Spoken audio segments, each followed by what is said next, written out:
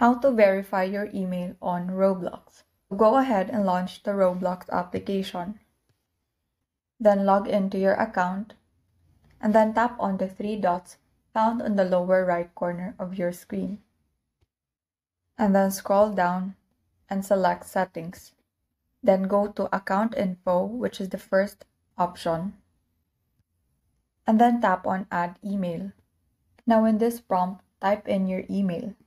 Once you've entered your email address, tap Add Email. This prompt basically says that an email will be sent to your email address, which you need to verify. Now log into that email address. So for this, I've used my Gmail account. Therefore, I will be heading to the Gmail application.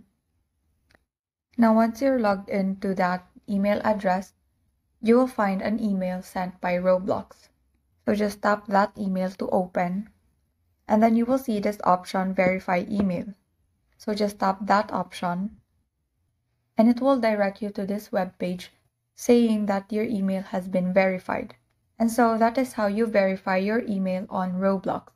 Thank you and have a great day.